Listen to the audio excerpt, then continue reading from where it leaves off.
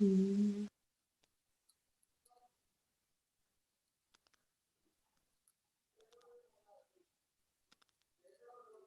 Ahí está. Ahí estamos. Bueno, el título que le puse a la presentación es Proyecto Suma Virtual. Les voy a contar un poco la experiencia de lo que fue y de lo que es una reconversión forzada.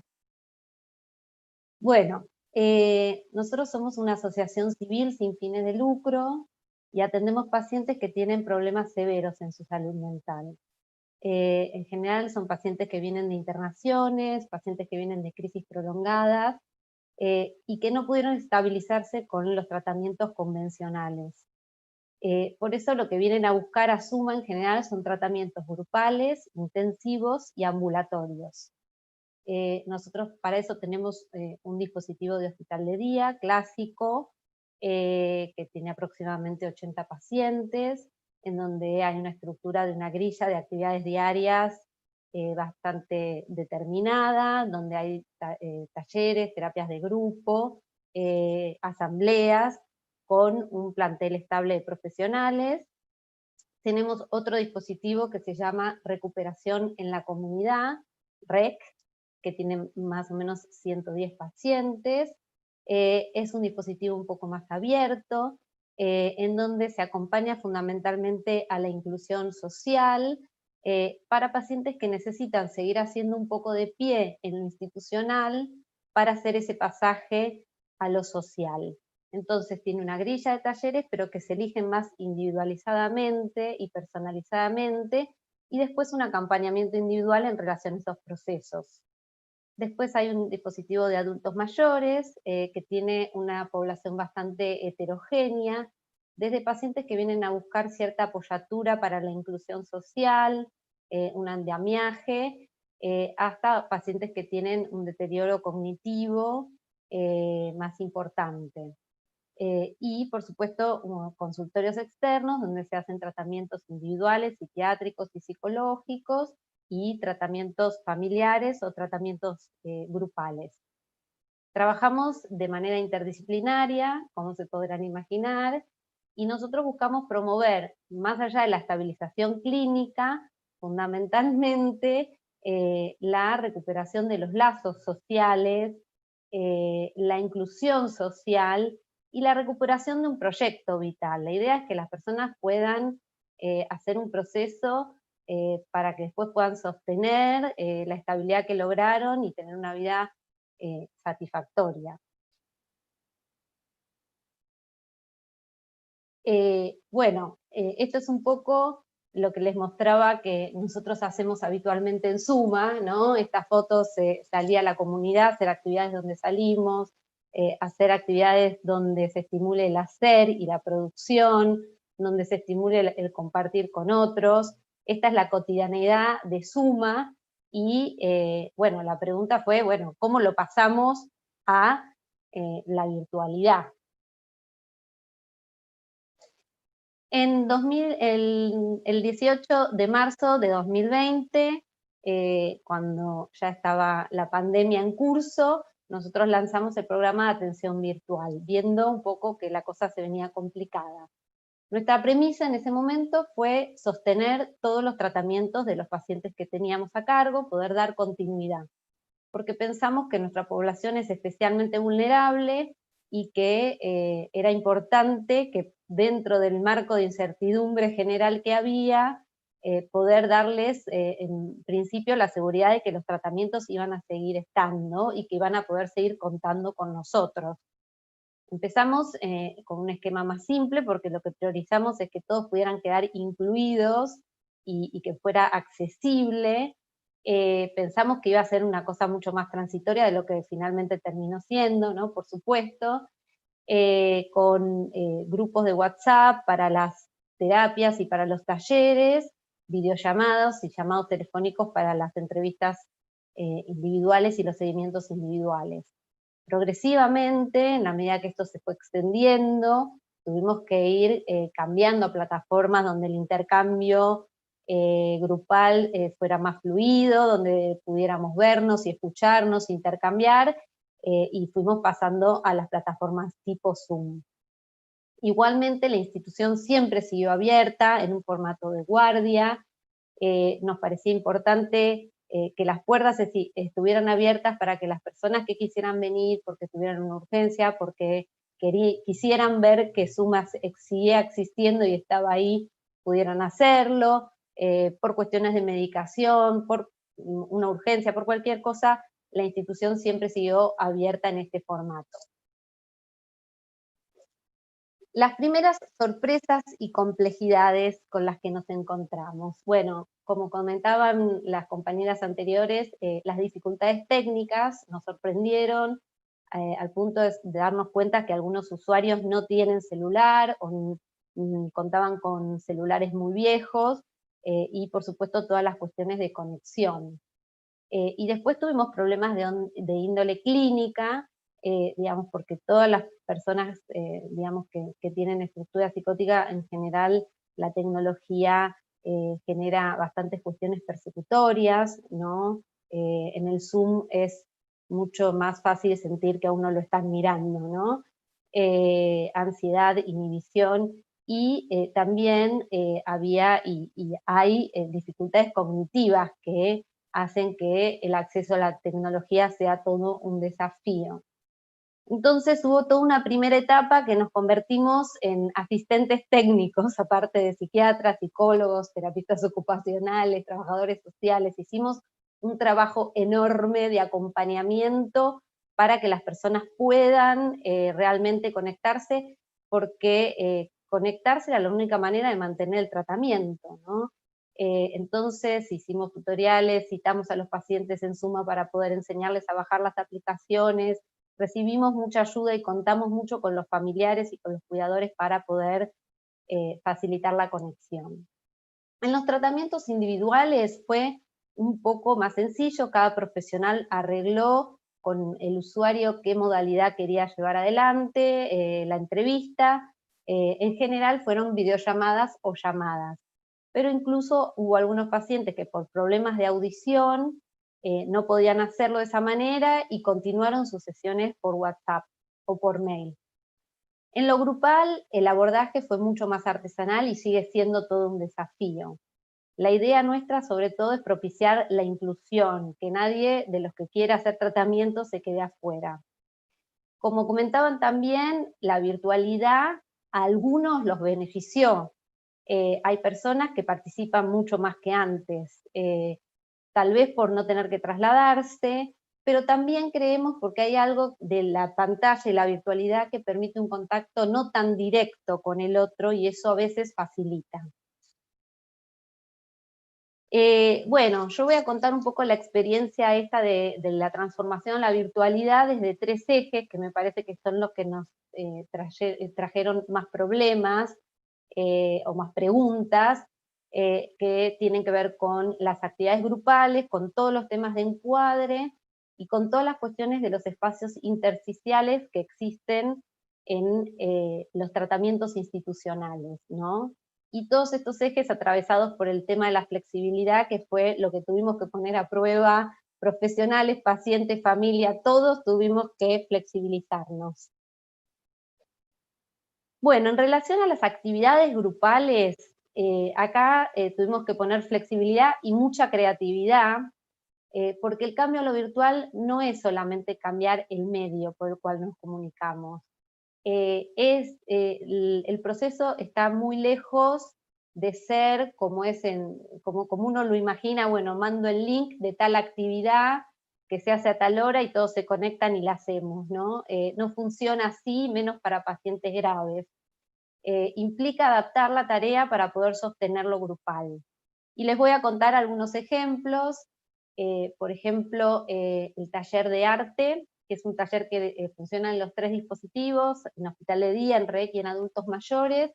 Era un taller muy concurrido en los 3, y las producciones eran producciones individuales o grupales, con diversos materiales, en la medida que se fue haciendo, digamos, a través de estos meses, fue perdiendo vitalidad el taller, la gente empezó a perder entusiasmo, claro, no había materiales, la gente no tiene los materiales que están en suma en su casa, pinturas, no se podían hacer obras grupales, y no estaba la mirada de sostén de los profesores para poder acompañar los procesos. Entonces, digamos, hay algo que se fue perdiendo. Y los profesores del taller decidieron dar un volantazo y reconvertir a un taller de arte, pero que se trabaje en relación a la historia del arte, a distintos artistas. Entonces se empezaron a traer invitados al espacio, y la verdad que esto revitalizó y relanzó la dinámica del taller, que es distinto a lo que era de manera presencial, pero conserva algo de lo común de la tarea y del interés que los reunía, ¿no? Otro ejemplo en relación a esta reconversión tiene que ver con el tercer club, que es un club dentro del dispositivo de adultos mayores que funciona los sábados. Es un espacio recreativo y social donde se juntaban para ver películas, para hacer salidas, para hacer juegos. Es un club bastante concurrido, y, por ejemplo, a ver, cuando lo pasamos a la virtualidad, lo que empezó a pasar es que las diferencias en lo cognitivo, en el desempeño cognitivo de los pacientes, empezó a hacerse muchísimo más notoria, y empezó a traer serios problemas grupales, por lo cual tuvimos que replantear la tarea, dividir los grupos en relación a su desempeño cognitivo, y bueno, y adaptarlo. Los talleres corporales en general fueron los que más sufrieron, porque los pacientes tienen muchas dificultades con el tema de la cámara y de ser vistos.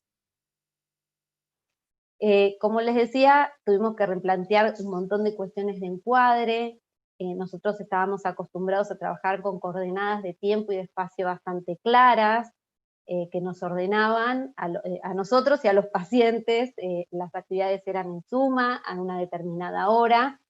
Entonces el pasaje a la virtualidad en una primera instancia generó un intercambio y una comunicación excesivas, ilimitado, ¿no? De mensajes a cualquier horario, no solo de los pacientes y de las familias hacia nosotros, sino también entre nosotros mismos. Nos desorganizamos bastante con la tarea.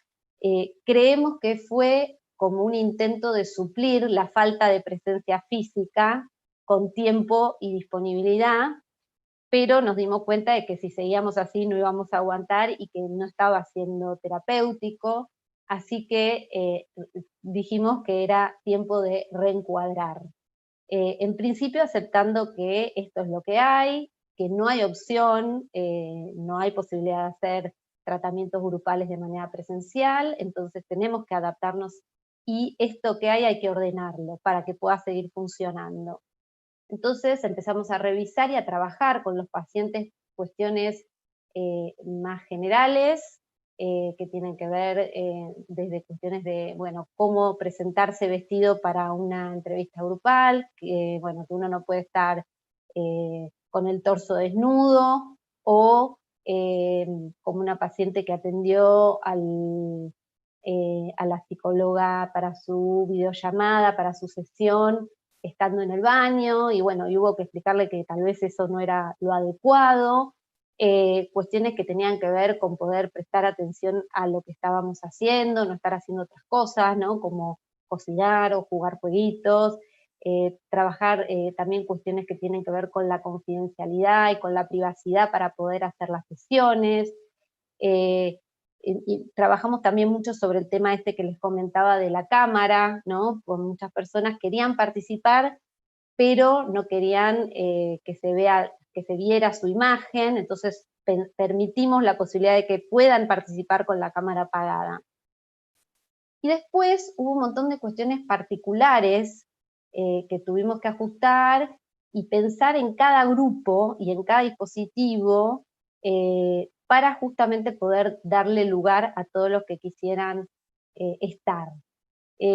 Por ejemplo, hay un taller de escritura que funciona en el REC, es un taller de producción escrita, que no quiso pasar a Zoom, o sea, se quedó trabajando y funcionando por grupo de WhatsApp, pero por ejemplo hay usuarios que piden que por favor la consigna se las manden antes, así pueden ir pensándola, porque el tiempo del taller y el medio los abruma un poco. Otros pacientes que funcionan y participan del taller de manera sincrónica, y otras personas que deciden leer la producción del taller cuando ya terminó y poder ir mandando sus producciones a lo largo de la semana. Y se acepta que la modalidad pueda ser de maneras diferentes.